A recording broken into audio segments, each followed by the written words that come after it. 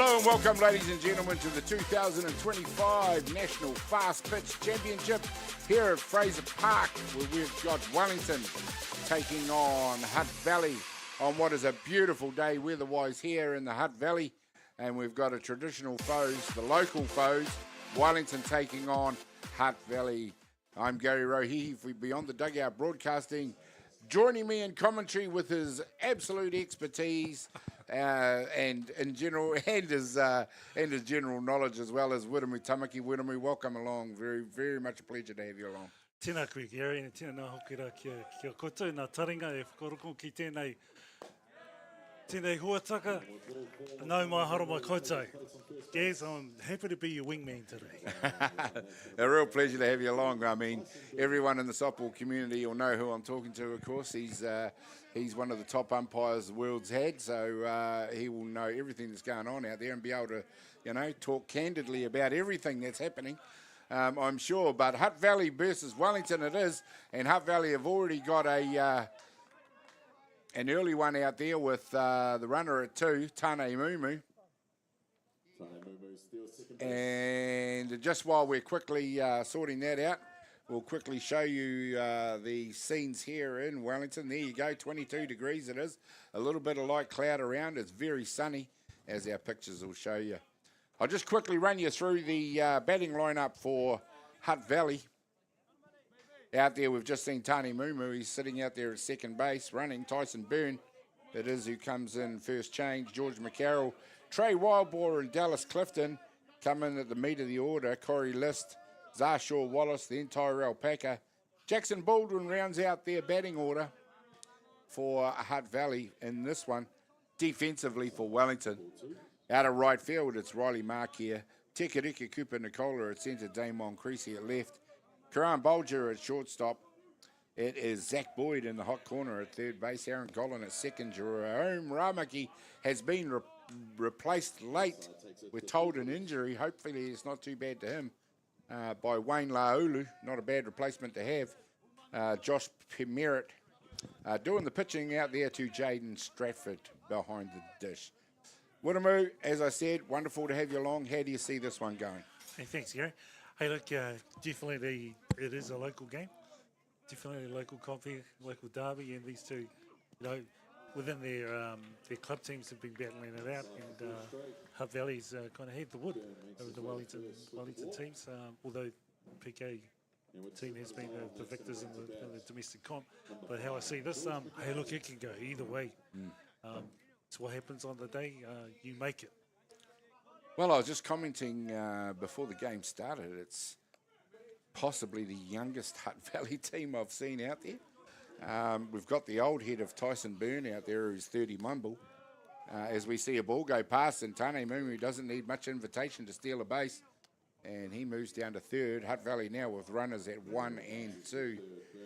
But other than that, most of these players for Hutt Valley are either still in or just out of age grade. Absolutely. I'm looking at George McCarroll right here in the batter's box, and the under 19s up in Pukekohe. You're absolutely right. There's some rangatahi men in this. But age-wise, I mean, if you're older, if it doesn't matter your age, if you're old enough, if you're good enough, you're old enough, isn't it? And George McCarroll certainly one of the up-and-coming players in our national game. Surely to start figuring in people's thinking at higher levels. But he's certainly, he seems to come across to me as a natural leader, young George. Not only that, just a really talented player. He's been to the World Cups. I think I recall Mexico under 18s. Got a great stick, but got good defense as well. And he hits a hard one through the 5-6 hole. That's going to score the first runs in this ball game. 1 and 2 for Hutt Valley. And there we go. We were just emphasising the talent of George McCarroll. 2 RBIs right here in the first inning. There's that stick. Yeah. And that stick just scored a base hit, scored a couple of runs. Or dare I say it this early, Wiremu, but Wellington just came off a stunner of a game against Auckland. They won that one 10-9, and twice they were down by 5 runs. So they're not going to be too scared about being down 2 this early in the ball game. Koia, Orite, Pia. Similar to that game, you're right.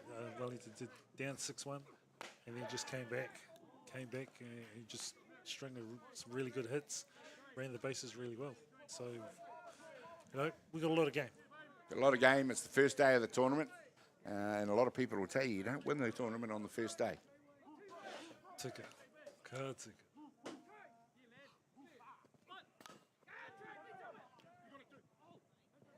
Oh, this time it's a pass ball from Wellington in first base.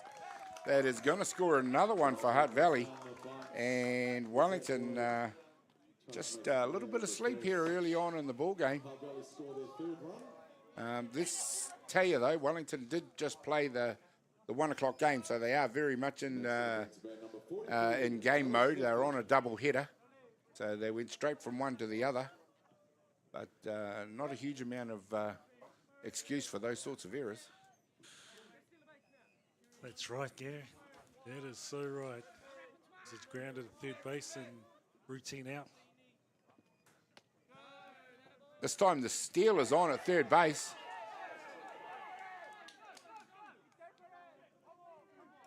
And in the tumble of arms and legs between fielder and runner, another pass ball from Wellington. And it's Hutt Valley that are unable to take advantage of it. But they do advance that runner to 3.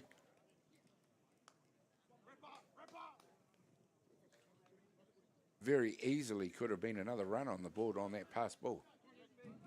Could have been, and we had an obstruction play at third base there. Yep. And we had both umpires come up with their arms, protected the runner there. So just run us through that one, Widemu. That basically the upshot of that is the runner was safe regardless. So with an obstruction calls a runner is safe between 2 bases, and so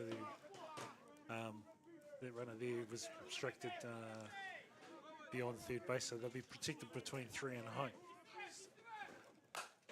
Oh, this time it's Dallas Clifton has launched one out to left field. It's Damon Creasy who can't see up into the sun. And we know that that is a hazard at Fraser Park at this time of the day. Damon Creasy made some great catches in the previous game, but the sun just did a tattoo on his eyeballs there. Tama nui tera he huama, tama nui tera te tino tinihanga, mo te timo o Pōneke. Oh, o Pōneke. Sometimes when you start things like this, it just does not go your way. Great piece of hitting by Dallas Clifton. Launched it high and handsome into left field. That prompted a chat amongst the Wellington Brains Trust. Gene Lutton coming out. It looks like Josh Merritt might already have to make way in this one for Ryan Banner. Visiting pitcher from Canada. Did a great job when he came in the previous game against Auckland to help Wellington come bounce back in that one. He certainly did in the previous game, Gary. Really just put it in there for Auckland to hit, and Wellington just used their, play their 9 players. If you can hit out of the ballpark, hit it out of the ballpark. But if you hit it to my teammates, we're going to make a play. But Dallas Clifton just right there, shot one up in the sky, and brought in another run, and we're out to a 4-zip lead. Well, ladies and gentlemen, you'll see those shadows starting to extend from the dugouts and the players. They're very much heading out into the diamond, which means the fielders are looking at the sun. And, it's a historical fact at Fraser Park is that at this time of the day, you've got to contend with where the sun is.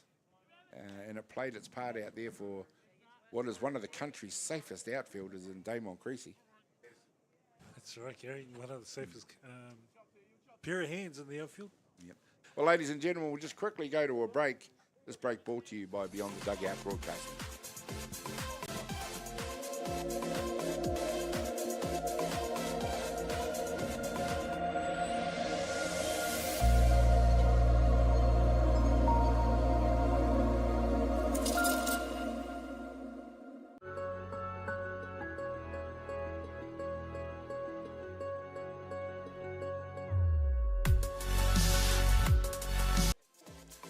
Well, welcome back, and it is Ryan Banner who has taken the mound for Wellington to replace Josh Merritt, who got a very hard time from the hitters from the top order from Hutt Valley, but it doesn't get any better. Corey List comes in fresh off an MVP display at the recent state championships in Australia. We talked about the age of this Hutt Valley team. Well, don't underestimate the talent because they are very good. Hutt Valley are always good, Gary. Always good. Well, those of us who have spent our years supporting and you know, playing in Wellington and know how good Hutt Valley can be. They are always competitive in every age grade. And they do really, really well in the age grade. So, ngā mihi ake tēnei ki a rātou. Well, of the 4 national grand finals so far this year in age grade, national tournaments, Hutt Valley's won 3 of them. And that is a fine piece of fielding by the Wellington team to take the first out. It's Dallas Clifton who backed up a little bit too far, and Jaden Stratford got him in the blink of an eye. Te tiro ki tēnei, te tino whiu, tino wera te whiu ki te pai tuarua, and ka hopu kia te kai oma, ka iwa. Just burned it out there, and great positioning by Aaron Gollan to take the tag. That was a great throw, right on the money, and Aaron just had to catch and then drop it down. Corey List becomes the second out as Ryan Banner gets into his work. Number 8, Zarshaw Wallace comes in. Porokirunga! Ka hopu kia mai, te kirika. This time it's Tekerika Cooper Nicola who makes the catch out at centre field to end the top of the first innings, but not before Hutt Valley score 4 runs and really get them underway in this one. We'll see what Wellington can do in reply when we come back in just a minute.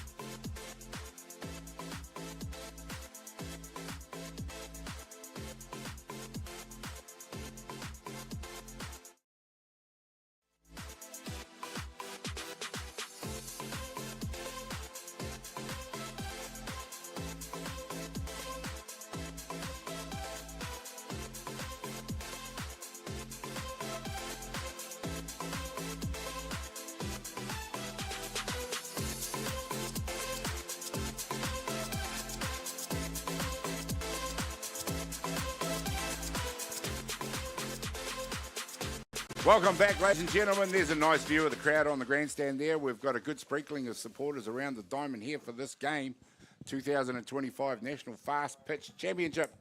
And we're on Sorensen Field, and it's Hutt Valley who steal an early march over Wellington by 4-0. If you can believe that, in the top of the first innings, a fine display of batting. We'll just quickly run you through the batting order for Wellington. And out there at the moment, it will be leadoff, number 15, Riley Markia, followed by Tekerika Cooper Nicola, Taweta Bishop. Wayne Laulu comes in for Jerome Ramaki, Zach Boyd, Jaden Stratford, Damon Creasy, Kieran Bolger. And they're rounding out their order is Aaron Gollan. Defensively out there for Hutt Valley, Corey List out of right field, George McCarroll at centre, Tyrell Packer at left, it's Tane Mumu at shortstop. In the hot corner, it's Jackson Baldwin, Keenan Easthope at second base, first base is Dallas Clifton. Trey Wildboar is doing the pitching into Zarshaw Wallace. As we've said, a young lineup, but definitely plenty of talent out there to get the job done. We've already seen them taking Wellington to the tune of 4 runs. Gary, it's just reflecting on a whakatauki, ka pū te ruha, ka hao te rangatahi ei. And so for Hutt Valley, you know, the old net, you know, has retired and he's the new net. Nice one. So, it's a great analogy. The players they've relied on in the last few years, you know. You think of Joel Evans, obviously one of those. And if I Nick go- Hayes, of course, Yep. is another one. And, you know, Stevie Deans himself, he's out there coaching. But yeah, This is definitely the new breed.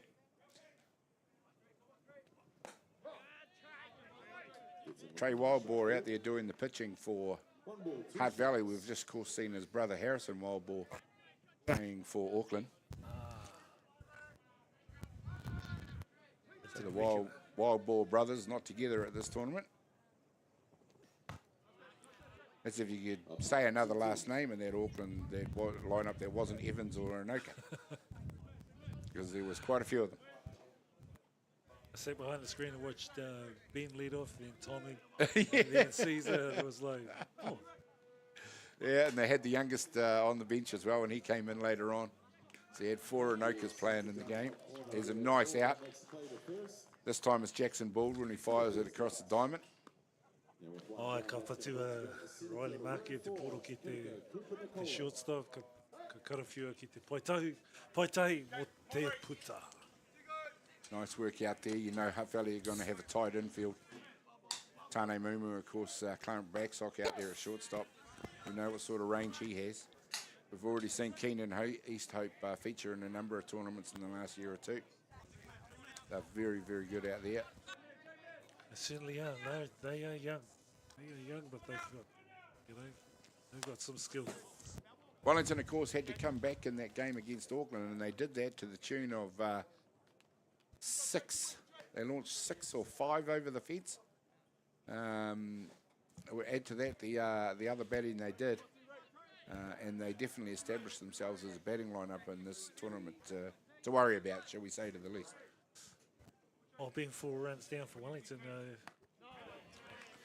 2 hours ago, they're in a similar position. They were, absolutely. So, and we've got a few innings to go. So, 1 ball, 2 strikes. That's right, of course. We've got the other team out there, the team in blue. We've just heard Mark Porteous out there behind the dish calling the balls and strikes. Heidi Leithard out at first base. And Dave Fortin out at third base, although I'm not sure. He's doing pretty well to be out there. He wore a couple of those pitches in that previous game. He's going to have a couple of bruises in the shower tonight. hey, just on the umpires, Gary, we've got our, as Kirika takes a hit there. TK takes the elbow. He'll make his way to first. So Te Kirika just took a hit pitch there and plays dead, and he gets 60 feet, sits on first base. But in regards to our umpires, just to share with you, we've got our level 6 umpires here who are going for their international license next month at the Women's Open up in Rosedale. So we'll have an international clinic to assess them for their license, and if they're successful, then they're able to participate. How many of them? World stage. We've got 11 New Zealanders, Oh, wow. 7 Australians, and an international from Botswana coming in. Nice one. So 18 candidates. And from those 18, you pick a panel of, or? Oh, from the 18, they go. We put them through their hoops. Yeah. Test them. They've already set their rules tests and participated in their academy papers. There's a fitness test that they'll do, and at the clinic we'll do some further tests. And if they obtain the required mark, then they get their international license. So out of the 18, we could have 18. Yeah, nice All one. successful, Excellent. or whatever that number is. But for our New Zealand umpires, opportunity to be like Mark Porteous here and Dave Fortin, who are international umpires who are already on the circuit. That's World excellent. Cups. Excellent to have such big numbers. This time it's just popped out to first base by Tuera Bishop. Tikarika Cooper Nicola, who got to first base on the hit pitch, had scampered through to second on a steal. And Wellington don't lose much to Hutt Valley in speed. They have runners out there with speed to burn. Cooper Nicola is one of them. In the last couple of years, a lot of people would say that Tane Mumu has set the benchmark as far as speed around the diamond. But guys like Tikarika Cooper Nicola can definitely hold their own with anyone in their speed department. Wayne Laulu up to bat. He set out the last game, so he'll come in nice and fresh.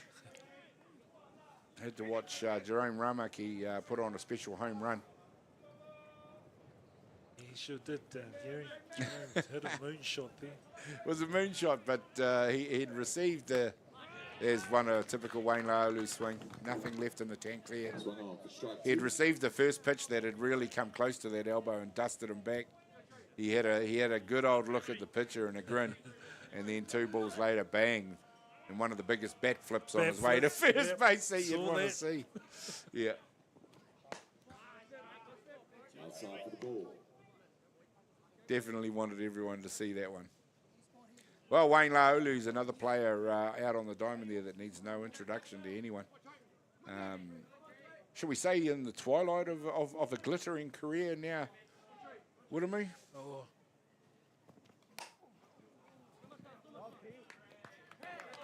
And that makes 3 this time for Wellington. No scorer here in the bottom of the first innings for them.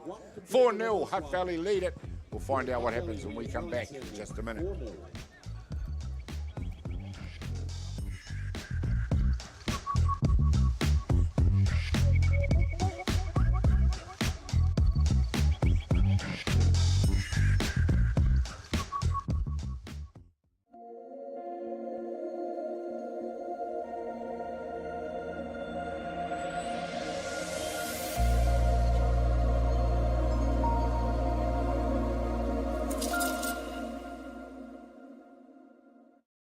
From the humble beginnings of a Wellington garage and with a good helping of Kiwi Can Do, Resine have been proudly colouring New Zealand since 1946.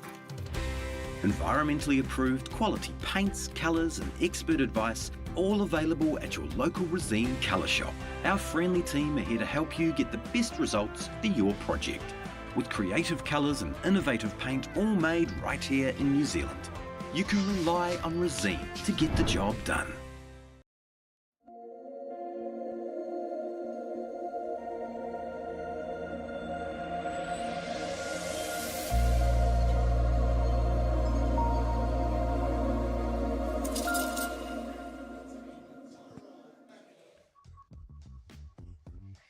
Well, welcome back, ladies and gentlemen. There we go. We're at Diamond 1 here at Sorensen Field, it is.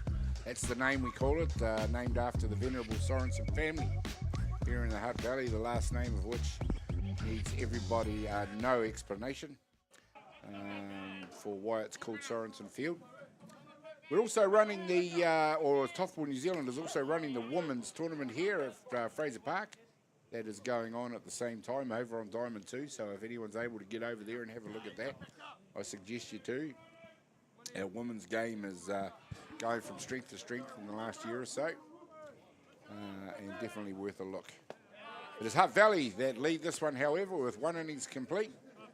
We've got the new pitcher out there for Wellington, Ryan Banner, looking to keep them quiet. 4-0, and they really got out of the blocks fast with him on that one. Yeah, they certainly did. They didn't muck around with their 6. Well, you know, getting walks and just moving around the bases, yeah, and just taking their opportunities, and then the hitters came in with their 6 and just moved them around, score runs, but took every advantage of that innings to get 4. They sure did. And this time it's a pop fly. It is East Hope, Kenan East Hope, who goes back and gets underneath that for Tyrell Packer. A little bit more of a regulation first out for Wellington compared to the top of the first innings. I guess Hutt Valley used their 10th player there, Tamanui Tera, put it up in the sky. And let the brightness of the sun do the rest for them. To hopefully trick the Wellington team and try not to catch it, but Wellington caught that one, got 1 out. Yep, well, we just got a little bit of a gentle breeze beginning to come back in the evening here in Hutt Valley. It's now 4:15 in the afternoon. But that doesn't seem to have worried the home run hitters, as we saw 7 or 8 home runs in that previous entertaining game between Wellington and Auckland. in total contrast to the 11 o'clock game, which was an absolute pitches dominated affair. Finally, that duel was broken by an out-of-the-park home run in the bottom of the 7th innings for North Harbour to win it over Canterbury. So we've had some excellent action so far here in day one. 2 strikes.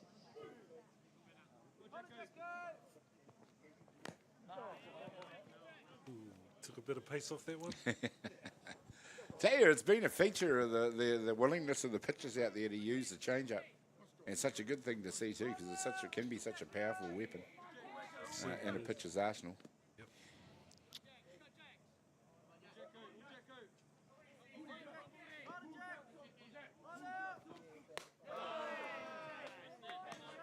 One ball, 2 strikes.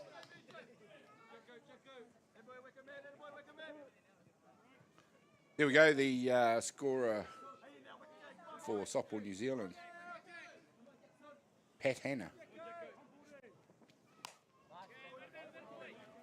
And her wing person is Sharon Williams. Sharon Williams. Dunedin, who's running the iPad they call iScore. Oh, the iScore pad, the one everyone can log into. Yep. Jackson Baldwin it is batting for Hutt Valley right now. Wellington looking to keep them quiet after the fireworks of the first inning. Ooh, Tata. Man, close pitch there, Tata. Porty had a close look at that one. 2-2. One of our most experienced umpires, Mark Porteous. He certainly is. An Olympian, appointed in 2020 to go to the Olympics in 2021. Coat of paint in that one as it goes foul. These are the sort of bloops into the shallow outfield that fielders hate seeing in pitches. And Kai Whakawa, Dave Ford, right there, probably about 15, 20 feet from it. Yep. Eyes on, comes up with foul.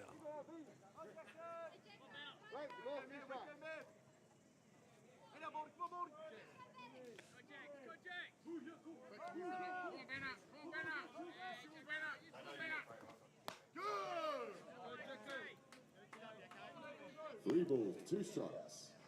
Mark Porteous out there keeping a tight zone.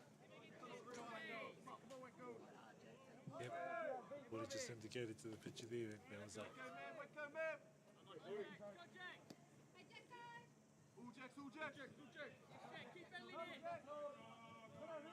I've seen Jackson play for quite some time, age grades. Pop one high, shortstop takes it. Ball goes up. Nice job out there by Kieran Bolger. Kieran Bolger's under it to make the catch. 2 down. Yes, you're right. He's been around the scene for coming through all the age grades. Yeah. Another one of the talented youth that Hutt Valley seem to have a mortgage on at the moment. Come through that 17s, that 19s, and just that core group chipping away and now playing senior ball. Well, this guy here was probably the first of them to elevate himself kind of into another level. Of course, played for the New York Gremlins at the ISCs this year, who came in with a silver medal.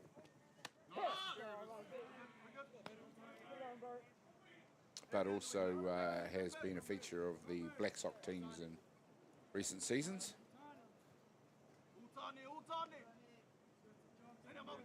Tani Mumu is very, very quick, ladies and gentlemen. Very quick. He also has a great stick. He's very selective on his hitting. Yeah. He's really tough out. That discipline, Whittimer, you just mentioned, it is a feature of all the Hutt Valley boys, who for their youth are very patient. Sometimes they, youth, you see age grade batters come through and they can be a little bit impatient and want to go hard at every pitch, but these guys very well coached, very well organised in the box. They know exactly what they're waiting for. They'll sit back and wait for the pitch that suits them.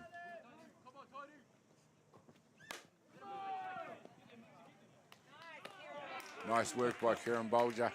Yurmo heading it down to Spins on that one and takes the third out here in the second innings. No impact on the scoreboard this time, but it is still Hutt Valley that lead by 4-0 over Wellington. We'll find out what happens when we come back in just a minute.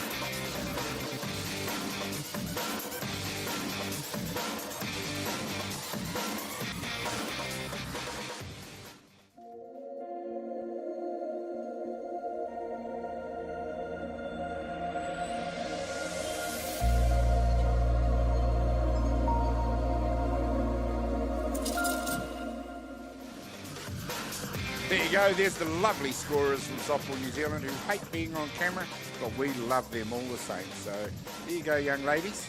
Nice to see you. Kia ora. leading off for Wellington. Third base, number 22, Zach Boyd. Up to bat for Wellington here in the bottom of the second innings, Zach Boyd. Zach, another one of the well-performed batters in quite a few seasons now. He's definitely set some high standards. And in the previous game was one of the Wellington batters to launch one over the fence, over the left field fence. We all thought it was going to go foul, but it stayed in. And this time he's just popped one out to East Hope at second base. He won't be happy with that. Doesn't want to be given, he's never usually an easy out. E te iwi, ka karawhia tēnā poro ki te pai whā, pai whā, ka hopu kia, oi nā, ka puta, kei wā. That's it. It's funny because we just talked about Hutt Valley boys' patience in the box. Well, Zach Boyd with even more experience possibly could have displayed a little bit more patience at that at-bat. Funny you should say that, Gary, because Zach's a very tough out. He is, absolutely. I was going to talk to that, then he just swung it and thought, okay, all right, Zach.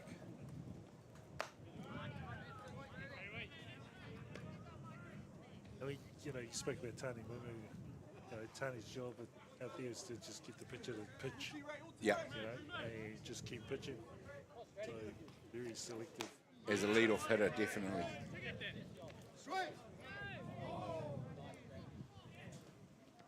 Koe nā te pātai ki te kaiwa wā, ko te swing, e kao. The answer was no. What about just explaining to us a little bit what would constitute a swing, wouldn't we? Because we don't see it called very often. So to constitute a swing is, This time we see one lined out to right field, goes straight down the throat of the right fielder, Corey List, for the second out. So, yeah, I was just mentioning... no, that's a good pātai, Gary. A lot of people have said, oh, you know, we're looking for the breaking of the wrists and a few other things. We've got an umpire who's about 80 feet away on both sides, and they can't see the breaking of the wrist. The big indicator is the barrel of the bat. So if the barrel of the bat is right out there on the, you know, in that area where you're offering your bat, it's enough for a check swing, and that's enough for a yep, you win. So umpires are looking for the barrel of the bat. That's amazing, because that's something that us, and I've been one myself, I'll own up to it, armchair critics, have, we always do look at the hands. And you're absolutely right in what you say, is that with the umpire being that far away, you can't see exactly when the hands are around and the wrists are broken. That's right. So the biggest thing they can see is the barrel of the bat. So if the barrel of the bat comes out, you know, we call it an offer. If you've offered the barrel of the bat to the ball, then their judgment, it would constitute a swing. Well, there you go, ladies and gentlemen. If you've thought differently on whether a batter has swung or not, There's why. Damon Creasy, number 26, in the bat for Wellington. Wellington 4-0 down here in the second innings.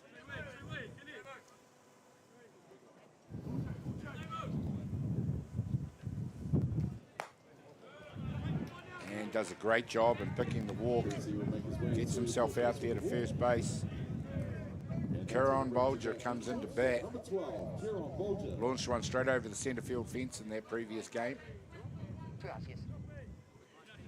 But Wellington just bringing in guys and getting them on base. And Damon's one, Bolger, and you've got Aaron Collin, all blessed with remarkable speed around the diamond.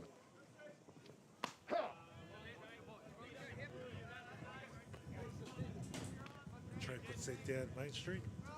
First strike. Yeah, sometimes as a batter you might want to have that pitch, another look at that pitch, because you do. They beat themselves up at times for letting them go through the middle, don't they? Yeah. And when you get to batting at this level, a ball through the middle doesn't often get left. That's right.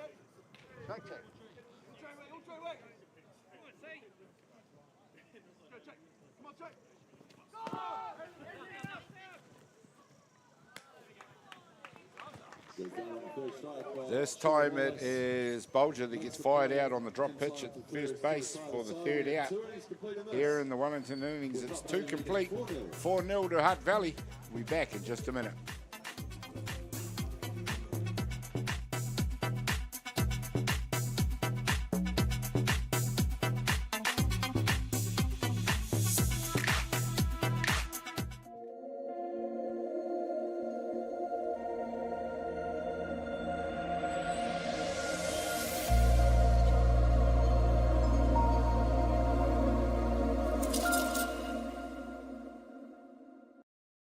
Tamariki Ora is a well-child health nurse-led service, providing health assessment, early interventions, education and health promotion, and whānau care and support.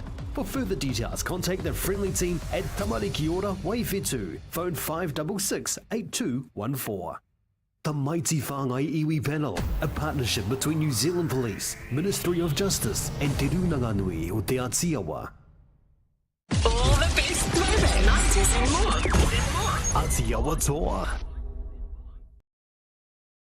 Jack Links presents Messin' with Sasquatch. Watch this.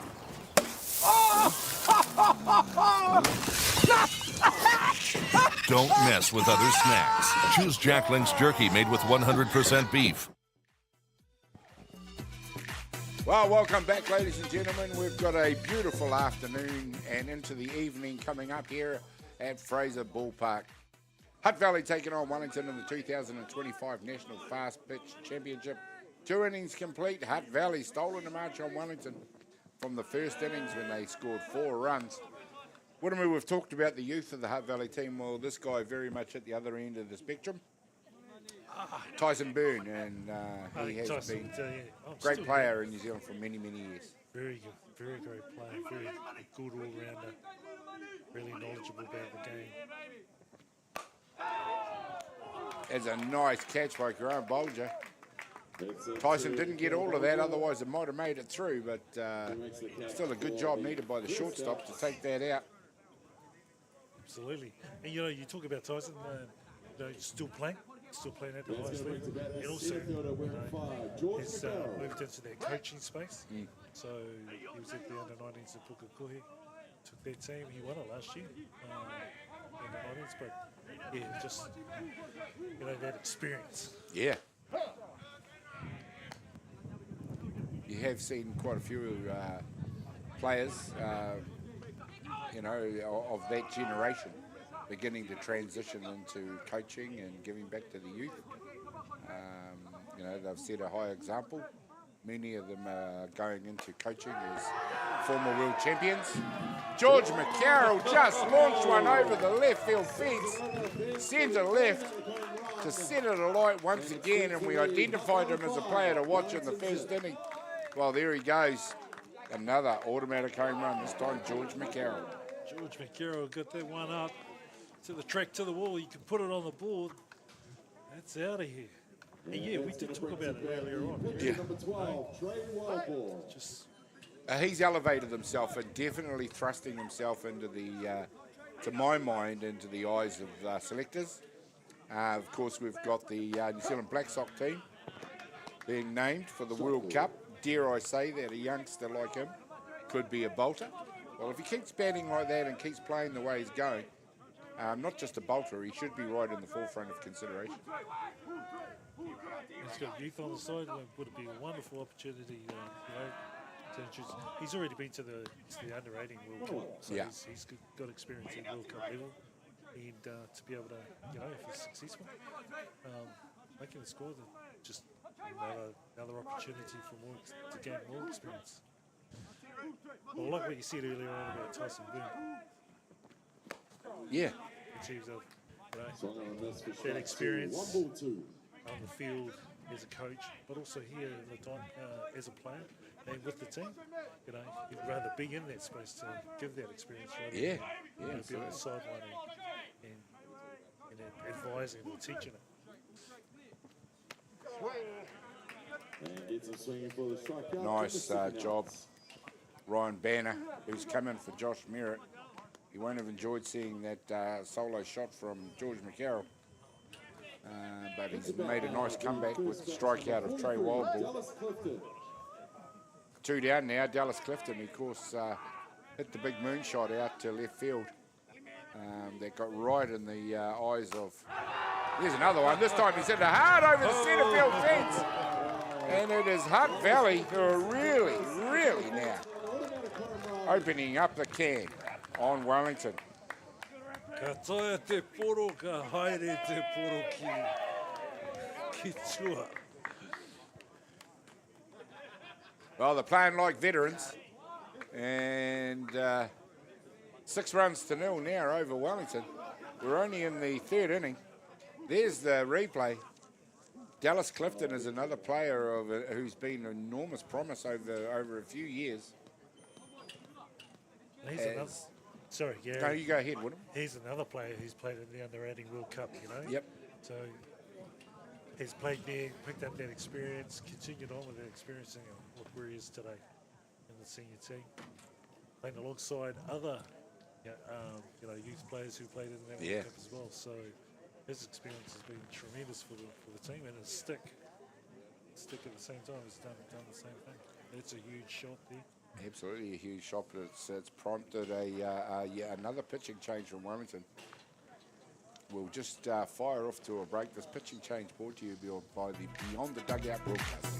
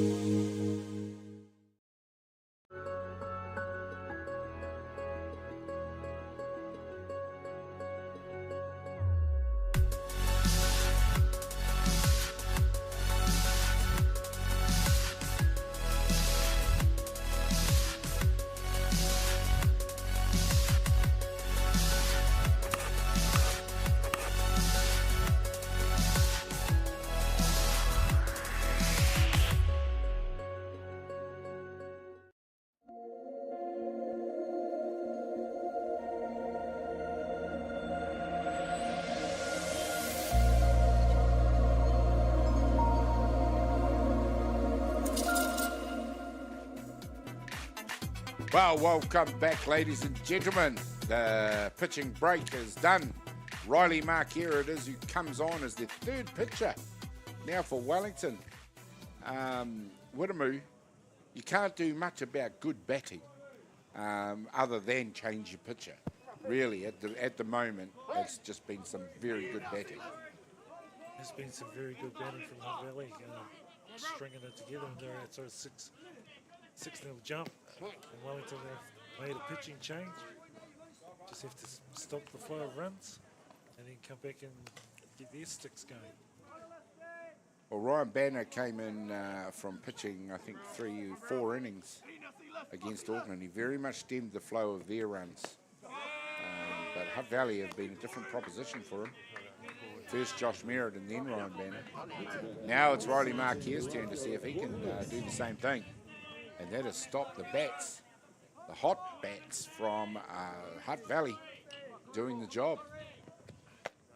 Corey List it is, who's up to do have a turn at it.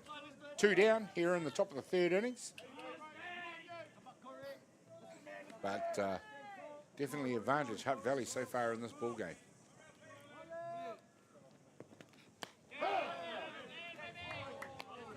Marky puts that through the zone, and Mark Boyd says, yep, that's good enough for me. We've got a 2-2 count. Come on, 2 strikes. There we go. Mark Porteous underlines that with the call. Nice pitch by Riley. I know it sailed through the middle, but he definitely pulled the strings and took the pace off it. 3-2, yep. Just caught Corey List looking. Ball 3, strike 2. He sets, rocks, fires.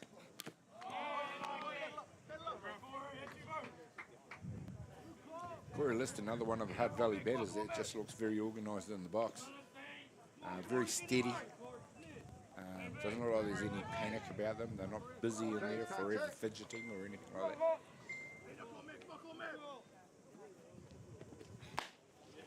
And Riley Marquez comes in, does a nice job to strike out Corey List in what had become a very dangerous innings for Wellington. Hutt Valley add 2 runs to the score. They now lead Wellington by 6-0. We'll find out what Wellington can do in reply when we come back in just a minute.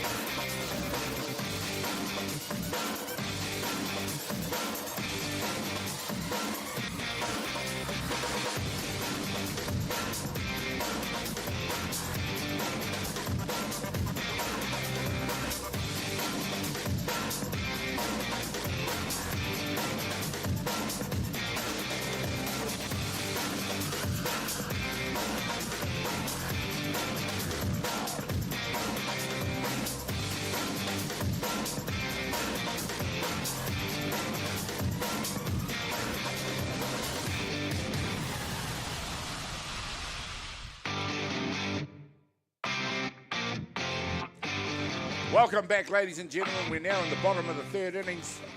Here we go, the legend, softball New Zealand scorer. You too could do that. Look at those nice shirts they give you. Absolutely amazing. 2025 NFC tournament it is. Aaron Gollan up to bat for Wellington in this game that so far has been all Hutt Valley. 6 runs to 0, they lead Wellington. Let's not forget Wellington in the previous game, they're on a double header. Twice came back from 5-run deficits. But the look of this game, Wiremu, at the moment, it's all Hutt Valley. It is all Hutt Valley, and Hutt Valley's really, they've lifted, and having 6 runs in their kete, they can afford to pick up. Well, not so much pick up, just feel that,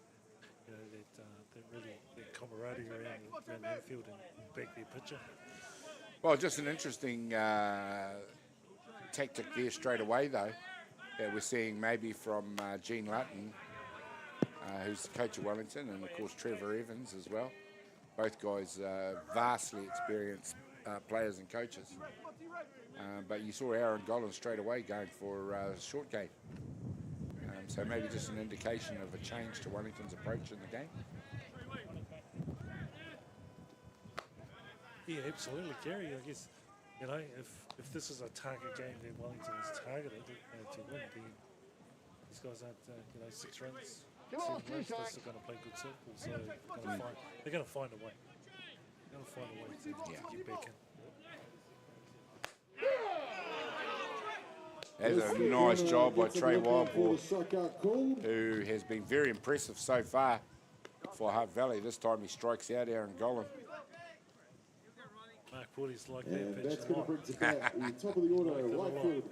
Now pitching, Riley Markier comes in to a bat. He's the leadoff hitter for Wellington. He did a fantastic job of doing that in the game against Auckland. They need him to do something here. He's definitely capable of launching it over the fence if the occasion arises. But they've still got enough innings here to chip away at this lead. It's not desperation yet, but Hutt Valley, very impressive at the moment.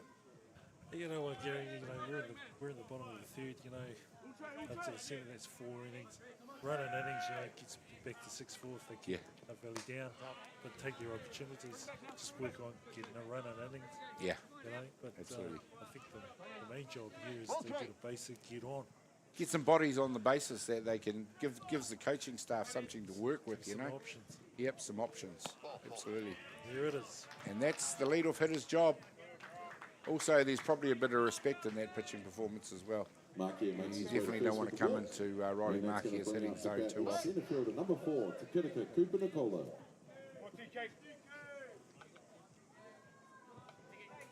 Te Cooper Nicola it is, he comes in.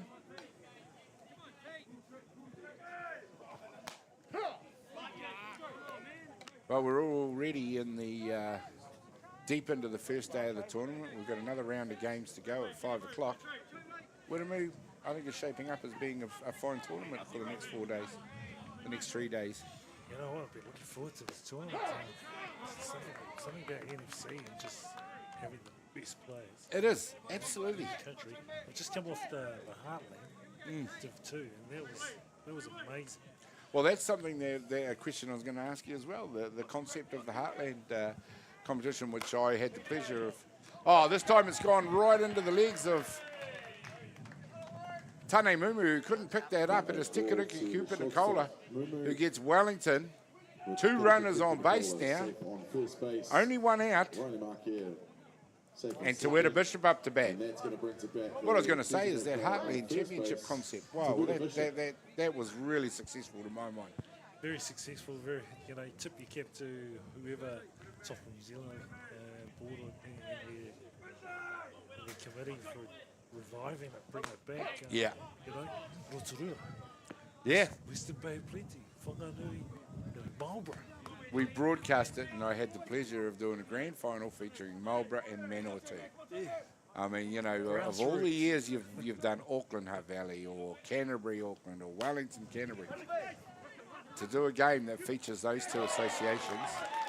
And there's a nice out. This time it is Tawera Bishop. And we'll come back to that in just a sec. As it is now 3 down. Once again, and it is Hutt Valley continue to lead this ball game by 6-0 over Wellington.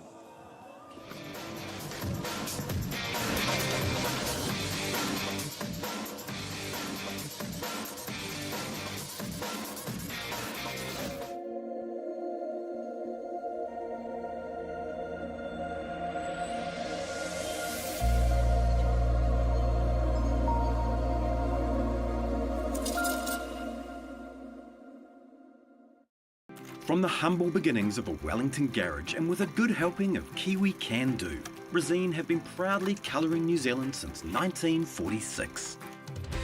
Environmentally approved quality paints, colours and expert advice, all available at your local Resine colour shop. Our friendly team are here to help you get the best results for your project. With creative colours and innovative paint all made right here in New Zealand, you can rely on Resine to get the job done.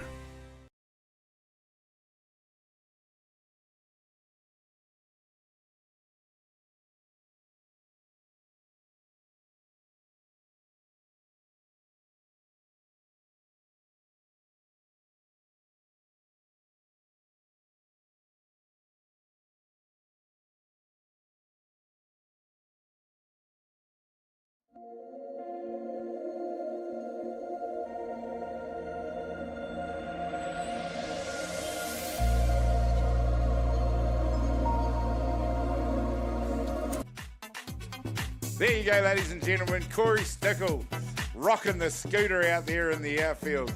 Lovely to see.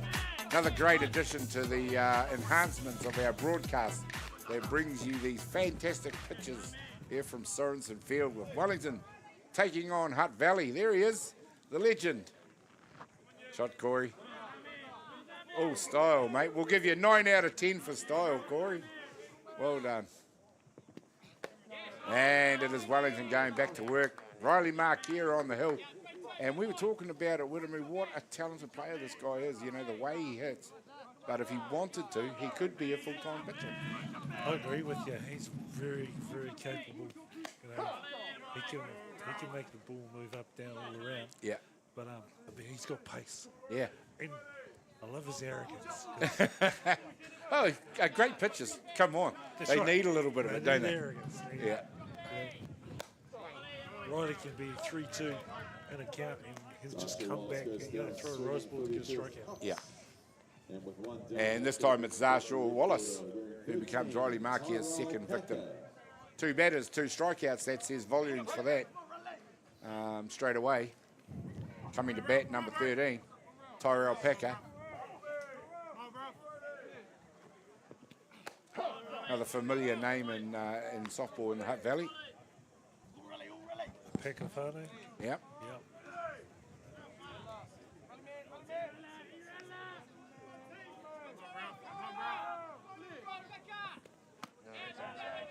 No, just picking up that conversation about Div 2, Heartland Yeah. series, Gary. It was really, really awesome to see those other provinces. And you know, talking to one of the administrators around the spirit of Heartland. Yep. And the purpose of why it's there. And it's about grassroots. You know, you saw Nanny, Nanny and Koro there. Yeah, absolutely right. And it was just big fun coming to watch their moko. Yeah. It was beautiful.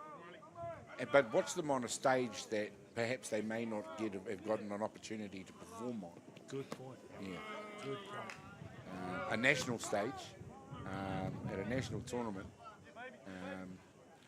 You know, where even it was such an honour for myself to be there, bringing the play-by-play to everybody.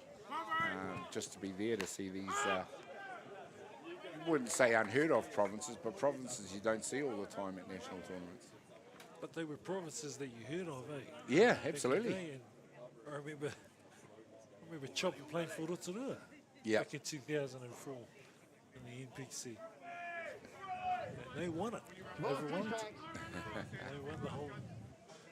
Won all the cookies, all the marbles. Yeah. But look, in Heartland series, just give credit where it's due. So New Zealand, well done to revive it, and you've just brought a whole whānau back into the space. Back into the sport, yeah. And you look at Marlborough and you look at what Lawrence Allen has done to revive the sport down there.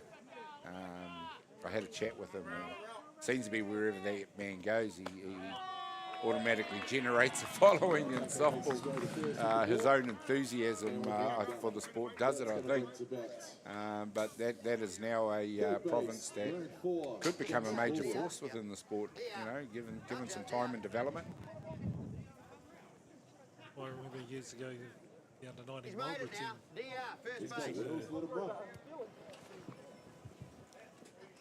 came to the under-19 Boys Nationals, and Marlborough played Hawke's Bay in the final. that's when Nick Hayes came out of that space. Exactly. People were like, who's this kid? And Well, then you look at they had a mortgage on it in those days because they had Nick and Kurt Sholem. Yes. Let's not forget for a brief few years there, he was probably close to the top pitcher in the country. Yeah.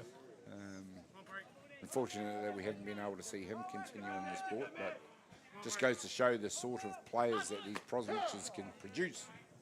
And the other one I want to mention, of course, is Wanganui, who have made a welcome return to tournament play. Under 17 boys, of course, they beat Wellington twice. And of course, they had a team down at the girls' tournaments. So well done, Wanganui, to be back on the national stage as well. You know, they've done a lot of money up there. Talking with Lindsay Edwards, one of the Wanganui executive members, and also Legion umpire, by the way. Yeah. We're talking to Lindsay, who was just making offerings. So, here we go. Nice hit. Darren Golan that can't handle it. A little bit lazy there in recovering it. And boy, gee, you don't need much invitation for these Hutt Valley runners.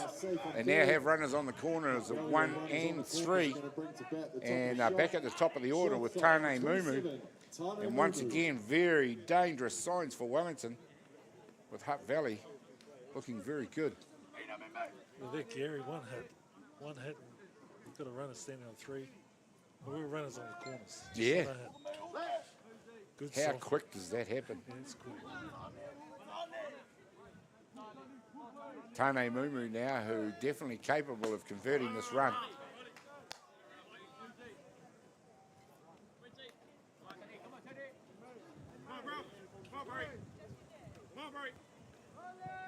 And Hutt Valley definitely showing the benefit of all this youth in their team. They'll just run you off your feet out there. Nice bunt. This time it is Tane Mumu who executes it perfectly to score the run.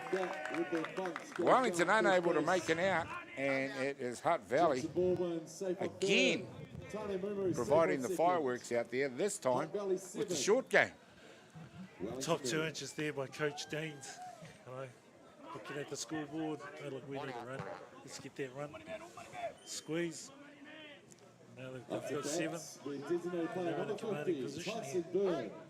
Definitely has shown himself to be a coach with considerable vision in his time as a coach since he stopped playing. Has Stevie Deans. I've got a lot of time for his coaching. Obviously knowing the game inside out, but obviously a guy who has great insight into his athletes, knows how to get the best out of them. And being a catcher, Yeah. and directing traffic. Oh no, they don't need any more kudos catchers. Girl. They already think enough of themselves, wouldn't we?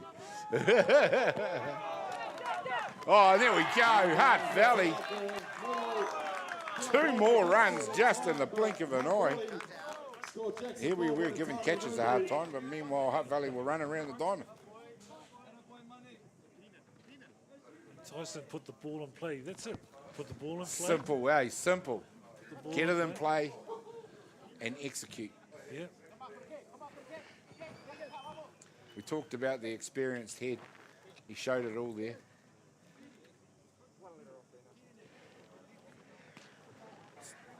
And then the experience of Deans to send his runner home on that play.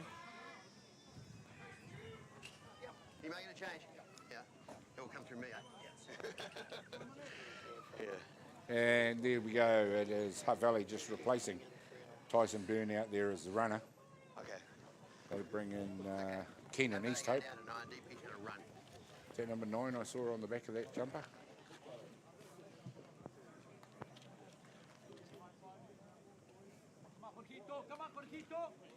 Anyway, for Wellington doesn't get any better the equation here. George McCarroll, who we saw in the previous innings launch one over the fence, has come into bat. It's only 1 out. It is now 9-0, ladies and gentlemen, believe it or not. 9-0. What a performance from Hutt Valley so far. Incredibly impressive.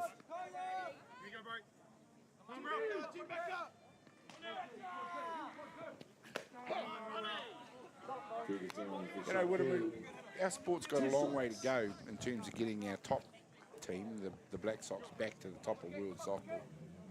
I think currently ranked 8 or 9, something like that. But this must give everybody an enormous heart about the development that's going on in our sport. When you see these youngsters putting out a performance like this. Well, look, there's opportunity here, eh? There's absolutely opportunity. Yep. Number 8 in the world, and we've got a long way to go to get our ranking back.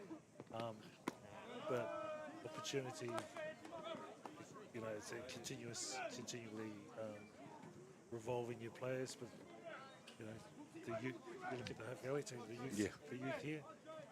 They've got something in place that will continue, and the opportunities will come for them to be able to, you know, support us and get it back to the top echelon.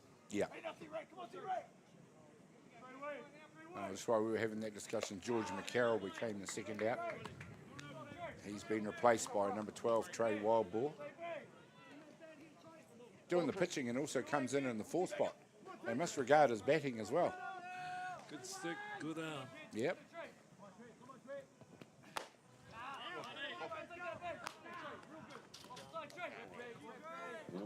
Well, at the moment, you'd have to say it's Wellington that have been unable to sustain the momentum they had coming out of the game against Auckland, and indeed the game they had coming out of the game against Otago, where they put Otago to the sword this morning to the tune of 10-0.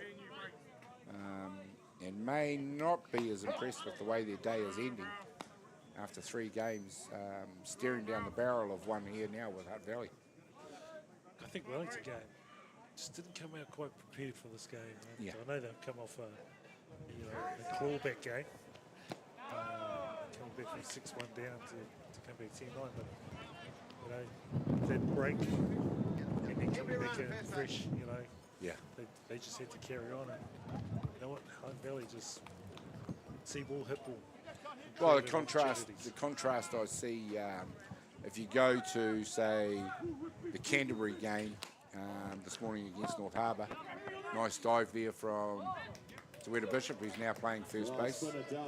And finally, the pain ends for Wellington. Now 9-0 it is for Hutt Valley. It's a simple equation. Wellington got to score some runs. Find out if they can when we come back.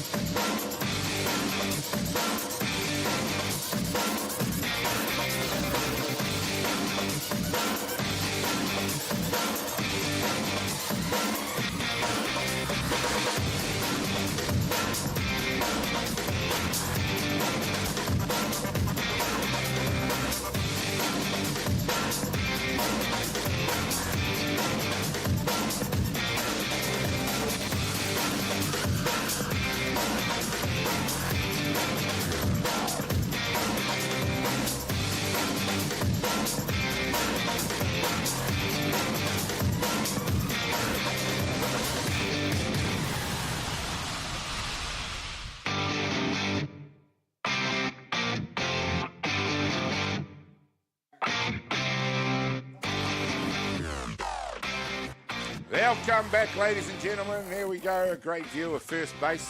Something that the Hutt Valley players have seen a lot of in this ball game, to the tune of 9 runs to 0. They enjoy the lead over Wellington. Wellington have already proved they are a team that can come back, but this is an awfully steep climb for them now. Hutt Valley, who have looked extremely professional, and Wayne Lalu hits one like a laser beam down the third base line, is up to bat. Number 17 for Wellington. It's a familiar silhouette that doesn't need any introduction. Not at all. You're looking quite trim, though. You're not quite fit. you mentioned Twilight earlier on in the broadcast here, Gary, and like Wayne was saying, no, I've still got it. I'm still young. Yeah, absolutely. Well, we talked about the youth of Hutt Valley, and if you're good enough, you're old enough. The same thing goes for people who are That's right. got a few more years on them. If they're good enough, they're old enough. And Wayne Lalu has definitely proven in his career on any number of occasions that he's good enough.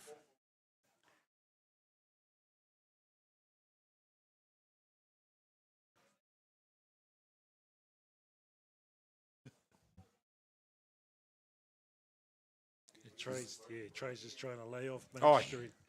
Pitch around, Wayne.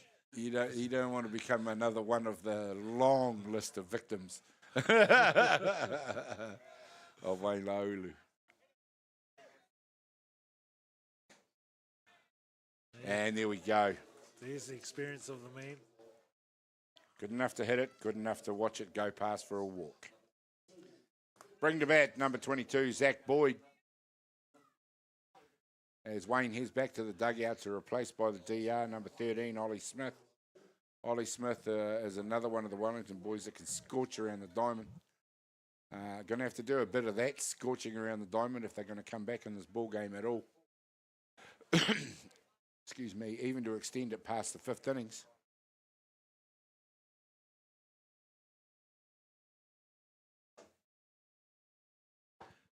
And the umpire and the coach just working out, checking the paperwork. Got to make sure that's right. You don't want to be 9-0 down and make a mistake on that side of things and lose your coach.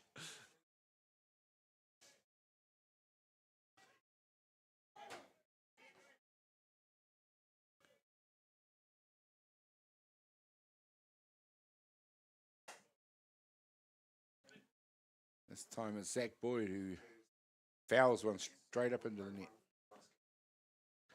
Here we go, the last game for Zach Boyd where he turned on that one, the rise ball, and hit it over the left field fence against Auckland.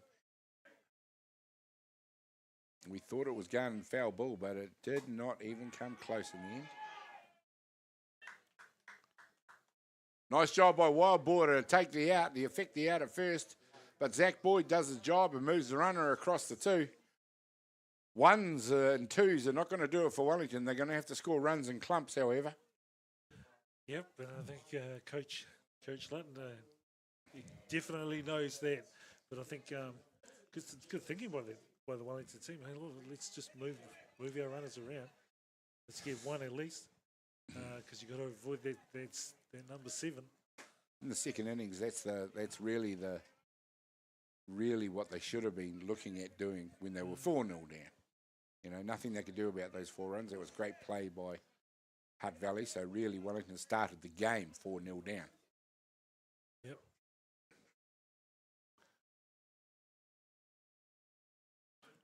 This time it's Ollie Smith. And this is another one of the young men that doesn't need any invitation to scorch 60 feet.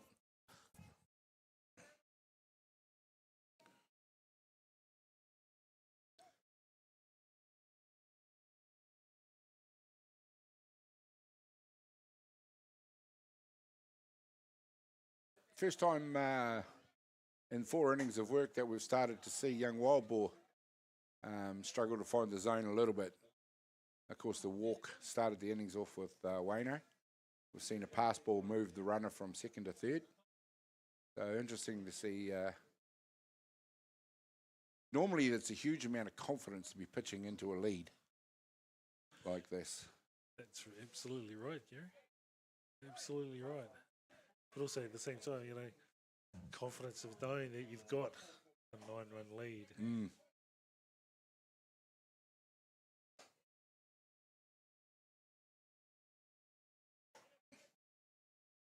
And Trey Wildboar just a little bit guilty of missing the zone on a few occasions in the last couple of batters. There's still 1 out.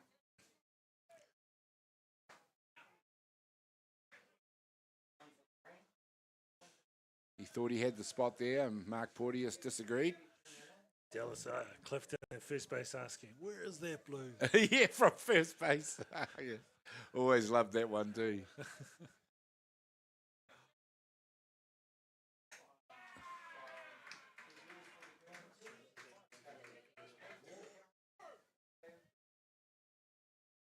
definitely can't see where it is on the plate when you're looking at it from side on. That's right. That's right. Oh, here we go. Stevie Deans brings them together. You can see his pitcher just struggling to hit the zone. Wuramu, in this instance, and with this lead, that's really all he should be focusing on is the zone. Correct. Yep. Good. Give your fielders the Got opportunity. 8 other players out there. Exactly. Yeah. But for Wellington, the score's 9-7. For Wellington, all they're doing is, hey, look, let's get back to safety, which is the 7. Yeah. Number 7.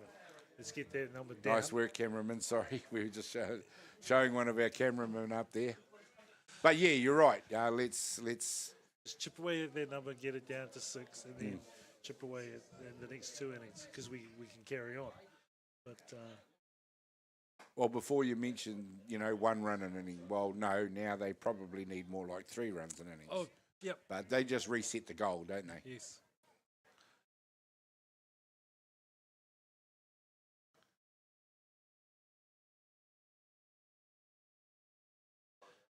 And umpire Mark Porter's just calling time because batter wasn't set. See, pitches coming in too fast here. Pitcher's ready to go. Fast. Coming in fast. Coming in fast. Yeah. Wants to quick pitch him. That's it.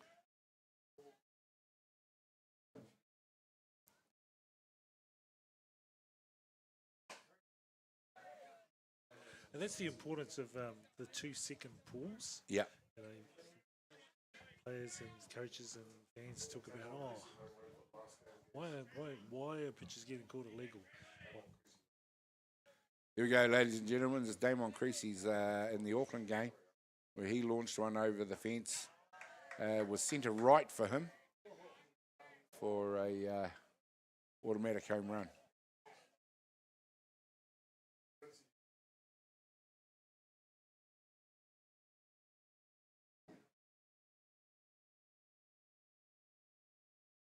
But those sort of technical aspects where you talk about the 2-second pause being imposed, and you're right. I mean, it's a little bit unfair for a pitcher to come, just turn around and pitch that quick. Yeah, that a and batter's not composed in the box. and that's the intent of that rule there, to stop the pitcher from quick pitching. Yeah. So it's like you can do whatever you like on the pitching mound in terms of setup, but you just need to come to a stop for 2 seconds, no more than 5, and then you can launch into the pitch.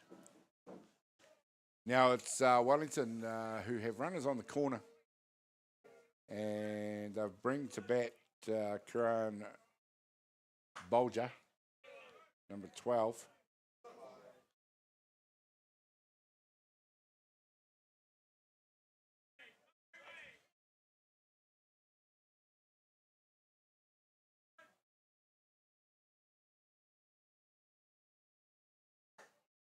That one's high. Zashor Wallace doing the work behind the dish.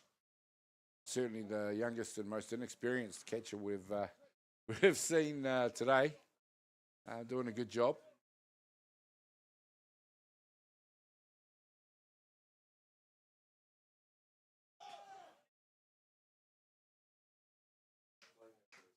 Here we go, nice job there.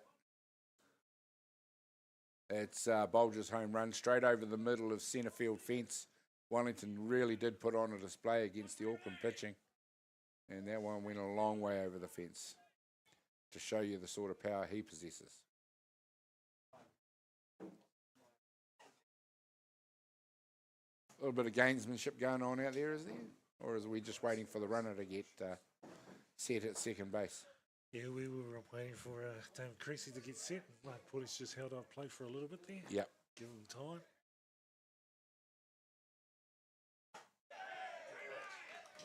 Nice strikeout for the third out. There we go, ladies and gentlemen. Wellington unable to affect the scoreboard. They'll beat themselves up a little bit about that one because another innings goes by. We're heading into the 5th innings with Hutt Valley just barely clinging to a 9-0 lead over Wellington. We'll be back with more action in just a minute.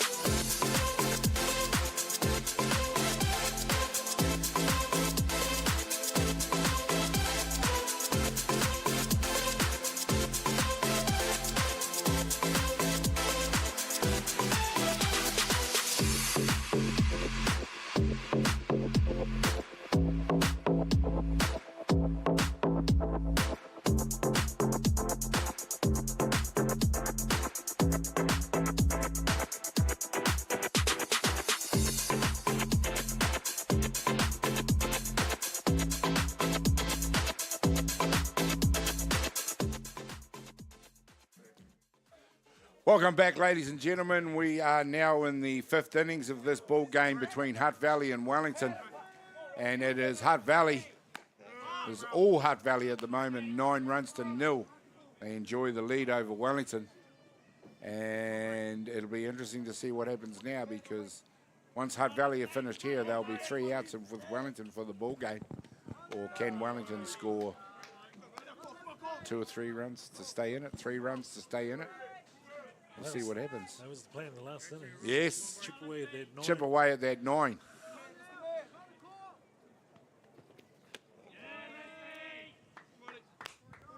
Sounds like a lot, but you've got to give credit where credit is due, and Hutt Valley have put on an absolutely professional display out there. Really does go to show just how professionally prepared they've been by their coaching and management staff. And of course, up to the athletes themselves to execute the game plan. And the game plan itself has been perfect as well.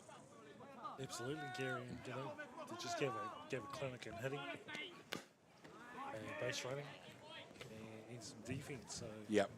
They just string it together. One of the players gets up, and then it creates that momentum. Well, they'll be nigh on perfect in defense as well. So Wellington, who, to be fair, haven't given them much of an opportunity to display that, but when they have, Hutt Valley have soaked it all up. Shot no one.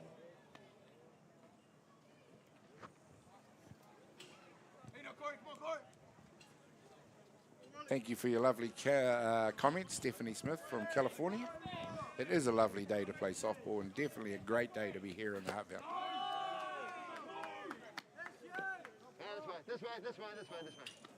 This way. Love to hear about all those comments from the people around the world who are enjoying softball in New Zealand. This is the premier tournament, of course, of our calendar year. Is the National Fastpitch Championship. And all the best representative provinces in the country come together to decide the champion on Sunday. Whoever that will be remains to be seen. Hutt Valley in this ball game putting their best foot forward at the moment against Wellington. Putting their best foot forward, Jerry, and it's paid off really, really nicely.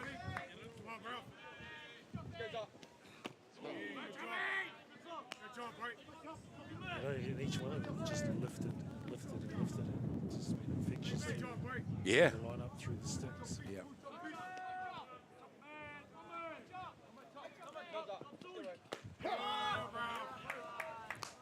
The Hutt Valley boys, like most of the teams, you know, they've all played a heck of a lot of softball with each other, and you know, right throughout the age grades. They'll have known each other for a long, long time. And this time it is a strikeout And for Riley Marquia for the first out. Coming in to bat is number 35, Logan O'Leary. You know what, back home. Back in our backyard, actually, here. Yeah. In Woodside. Oh, no, take it, yep. I always say to my father, you live in my house, you play softball. Yeah. Around in the backyard. Yep. Comes the sticks. Here you go. And my grandson, 4 years of age, swinging the bat, throwing the ball. I've been doing it since he was 2. Nice one. See him out on the diamonds very soon. Oh, won't be long. But you know, look at the names of the teams here. You know, their family name goes way back, and same thing. They play softball, so the grandkids, the nieces and nephews grow up, come through. Basically, if you live in our house, you play softball. Yes, it's a boring conversation around the dinner table at my place as well. With the kids, obviously my kids have been through, and I'm now watching, like you, Wiramu, and trying to keep up with my muckles on the diamond. Good to see them starting to come through. Foul bag takes the count to 1 ball, 2 strikes. You and I have have moved to that lovely seaside oasis called Otaki. Tōpito o te ao. Centre of the universe. And for me, it's only the last 12 months or so as we see one launch down the third base line. Gets that early, sending it foul. But I'm very much enjoying my time living in Otaki.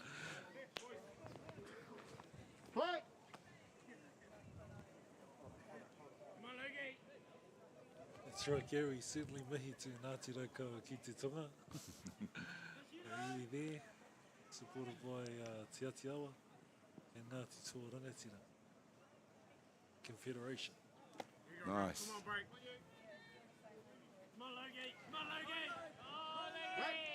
But I also get the pleasure as well of seeing my own 3 of my granddaughters growing up and you know, going to school in Otaki as well. So here we go, another strikeout for Riley Mark here. This time it was the pinch hitting of Logan List coming into the ball game. And that's going to bring into bats. Logan O'Leary, sorry, 42, Logan O'Leary. Caleb Taylor. Caleb Taylor, who comes in for a hit now. And Stevie Dean's emptying his bench, giving all his reserves an opportunity to have a swing of the bat. Caleb Taylor coming into bat. Cowboy Taylor was another one of the Hutt Valley boys on display 4 years ago in Palmerston North. Correct. At that World Series, Junior World Series. Gosh, it's time has gone fast since that tournament. Here's Caleb Taylor. Okay. Caleb Taylor, that Just should be before shoot the 42. beginning of COVID. Okay. So it's Absolutely, yes. Yeah, the Right after disease that that need not be named anymore. Yeah. The whole world had to suffer through that one. You know, if I look at that period of time, in New Zealand we didn't play softball, but the rest of the world continued to play softball. Yeah. You know, North America, especially in North America. Yeah, it's amazing how our globes were, how our attitudes to things respond to, about how things impact our leisure time. Sport and leisure, hand in hand. Nice turn on the bat there by Taylor. Count 1-1. Nice catch there by Brad Baker. Still got it. Brad Baker, another legend of Hutt Valley softball. From Canada many, many years ago. Yep.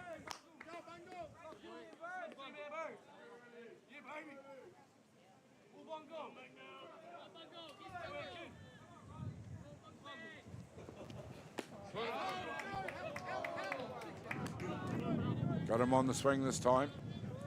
Boy, Mark Porteous says, yes, you did. You offered. You offered that bat. There was a lot of barrel there.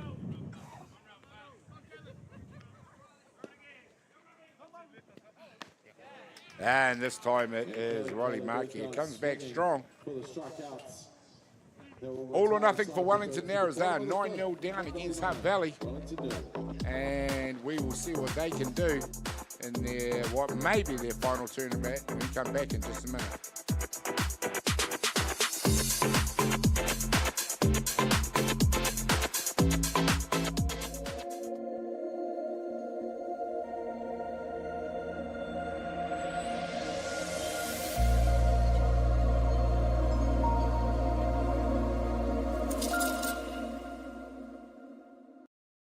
Tamari Ki Ora is a well-child health nurse-led service, providing health assessment, early interventions, education and health promotion, and whānau care and support. For further details, contact the friendly team at Tamari Ki Ora Waifetu, phone 566 8214. The Mighty Whāngai Iwi Panel, a partnership between New Zealand Police, Ministry of Justice, and Te Rūnanga-nui o Te Atiawa. All the best throwback 90s and more. Atiawa Toa.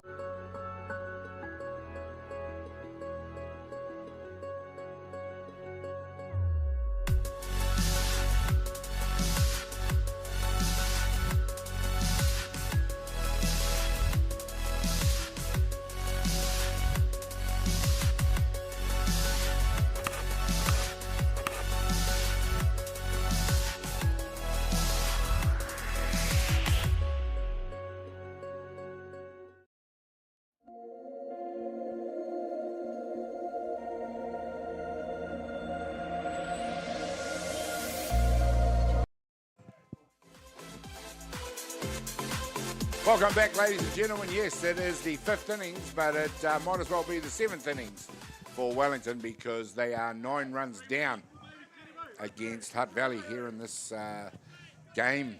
It is Jerome Ramaki who exited the game before it started. He was listed as injured, but desperate times, desperate measures. And so they bring Jerome in for a bat. He comes in for Aaron Gollan in the 9 spot. And with his standing in the game, who would bet against a walk? You know, bring out an experienced player. Yeah. You know, kickstart something. Yep. But yeah, I agree with you. Oh no, it's a hit this time. And Romy is hobbling out there. So nothing wrong with the hands, but he's definitely not running comfortably. Yeah, Wellington. With Aaron Gollan coming in to do the running for him. Runner on 1, that's going to bring us back to pitcher number 15, Riley Markia. Looking quite pensive out there. Pensive, just thinking about things. What am I having for supper tonight?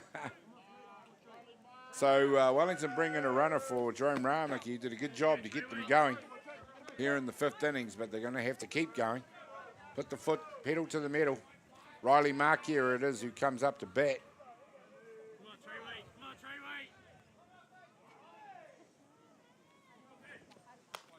And he's going to hold his spot in the order. But in the on-deck circle, they're bringing in another pinch hitter. It'll be Joel Harris, another of the vastly experienced players that are in the Wellington lineup and come off the bench to have a hit.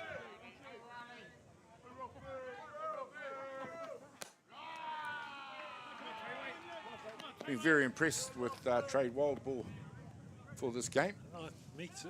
He's just putting it in there. And if you can hit it, you can hit it. If you don't, you swing. He's been hitting some good spots. Very good spots, actually, to keep this Wellington side quiet.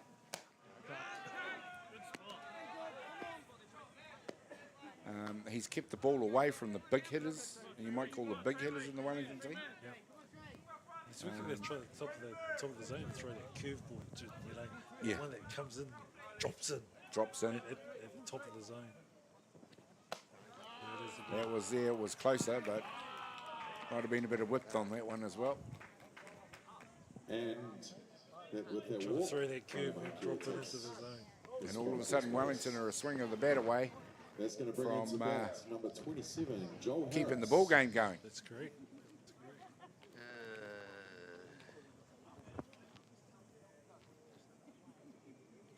Interesting, Stevie will just calm them down a little bit. 4 out, 27 in. Obviously, the thing to say to Trey is you're 9 runs up. Stop pitching around them. Yep. Don't put it right in the middle, but certainly look to hit that strike zone with a bit more regularity. Like we said earlier on, 9 players. I've got 8 players out here. Yeah. They've got to do some mahi. Let's give them some mahi to do.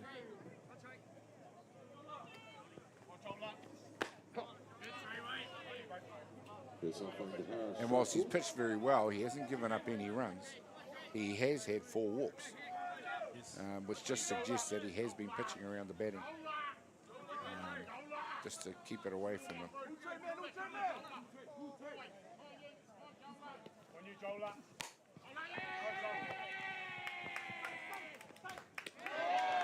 Oh, fantastic. Nice work. Tane Mumu dives in, can't make the out at 2.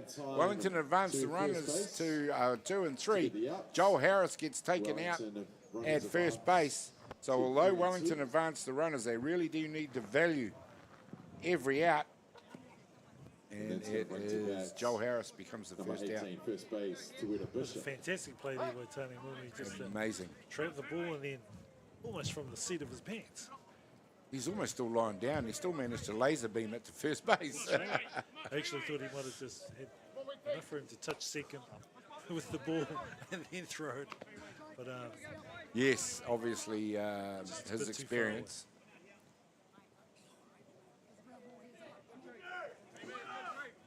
Anyway, The upshot of it is Tueta Bishop up to bat, and of course we do know what power he possesses.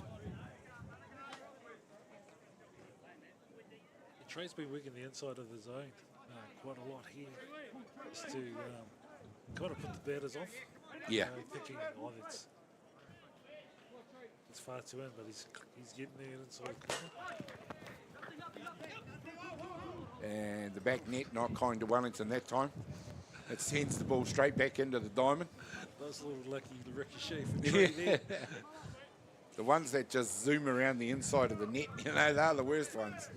You guarantee the runner's going to score from those ones, but no, this one just hit the crossbar, straight back into the diamond. There's the Canterbury Redhawks, waiting obviously to come in for the next game. Things just running a little bit behind time here now. Well, that was due at 5 o'clock. 3 balls, 1 strike.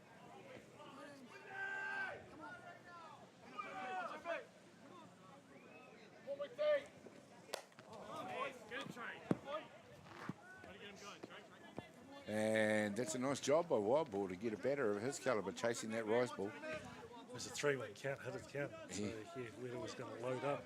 But, load up for Trey to throw a rise ball to get it to swing. Get a nick for a foul, so we go 3-2. Almost a free pitch really, because it wasn't in the zone. Foul back from Bishop.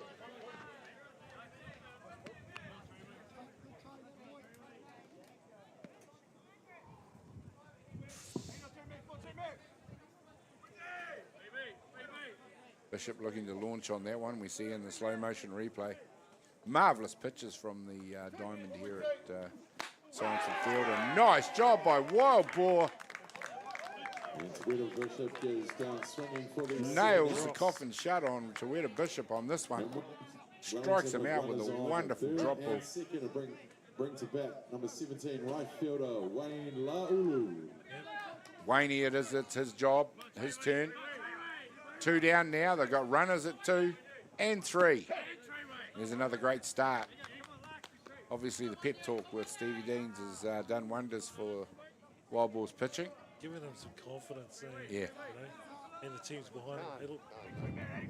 There's 8 of us out here. We can help out.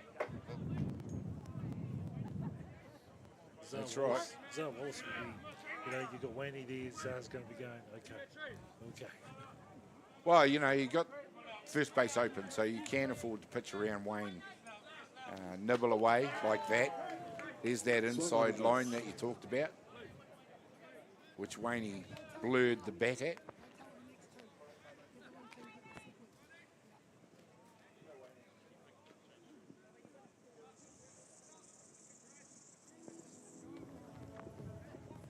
Interesting now.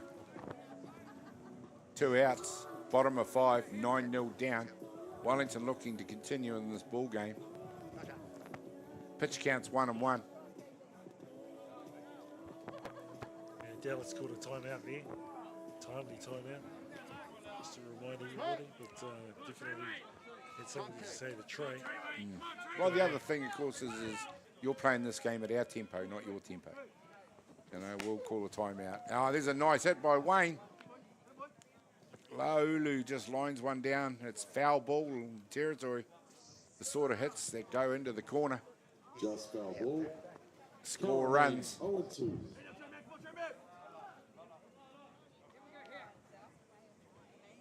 Strike 2.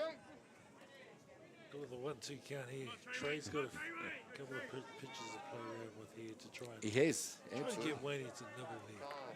Short it. Good.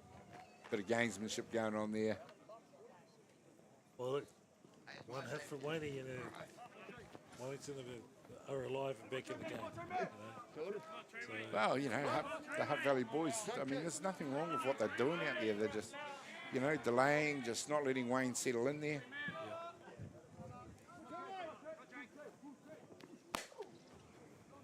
And there you go. Wayne does a good job fending off another pitch. Foul again from Laulu. 0-2.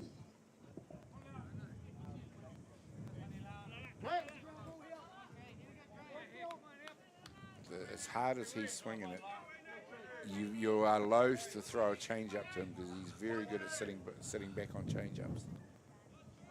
I've seen a few disappear over fences over the years.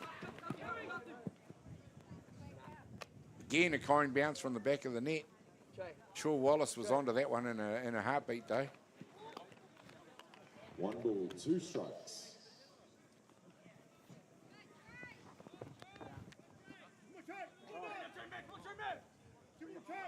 One thing about these Hutt Valley boys as well, Woodham, they may be inexperienced in years, but they're not inexperienced in softball knowledge. They've been in the ball game for so long. Absolutely right.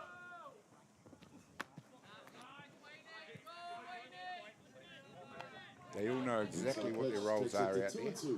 Hey, you know what? They've been playing this since T-ball, slow pitch.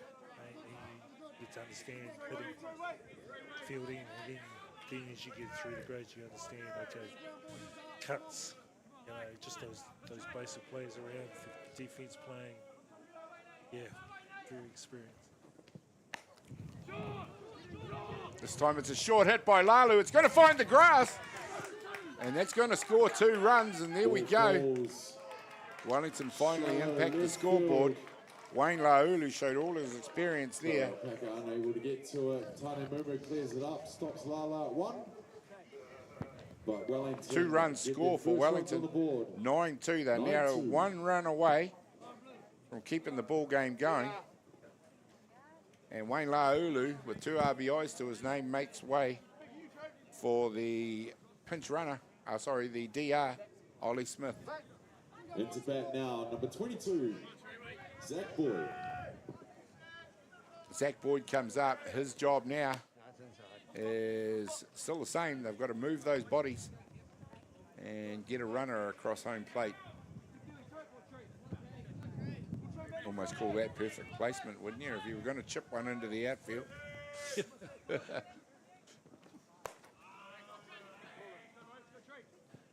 Just use my, what is it? My 7-iron. That is right. It looked like a golf swing. But of all the ways Wayne Laulu has put a couple of RBIs on the board, that's probably not the most powerful one.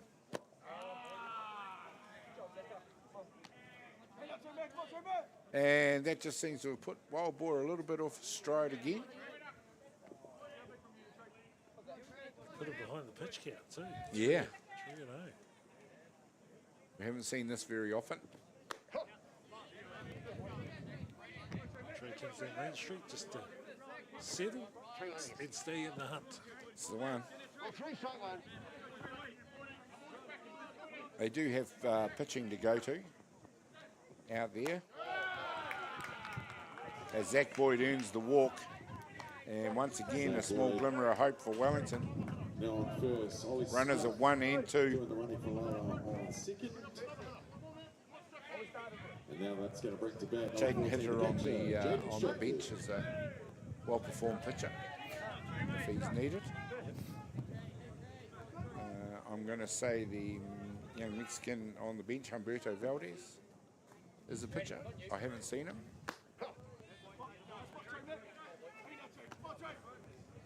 This time it's Jaden Stratford. Definitely capable of hitting the ball hard.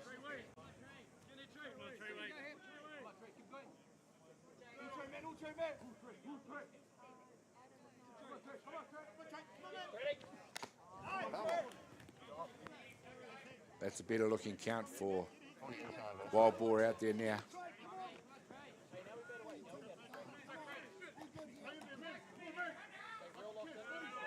One or 2 strikes? I thought it was 2 strikes, yeah. We'll see.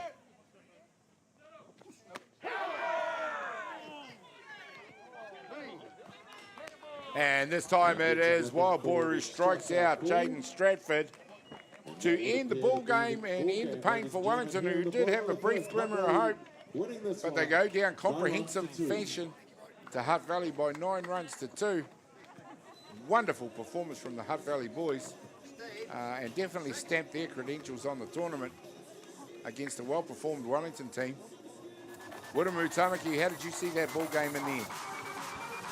just saw it as Hutt Valley just really come ahead and play. Did really well with their sticks, their defense. Trey just got it in there. Used his team. Yeah. But Hutt Valley played really, really well. Really well. Really well indeed. Too good for Wellington. Well, that's it for this one, as Hutt Valley it is who run out comprehensive winners over Wellington. Wellington have played three games today for 2 wins and a loss. Hutt Valley march on. Don't go anywhere, folks. We've still got another game to bring you. The 5 o'clock game is a little bit overdue, but we'll be coming back at you in about 20 minutes. So for me, Gary Rohihi, my colour commentator, Wiremu Tamaki, and the rest of the crew here at Beyond the Dugout Broadcasting, I'd like to say thank you and see you back here in just a few minutes. Goodbye. Thanks, Wiremu.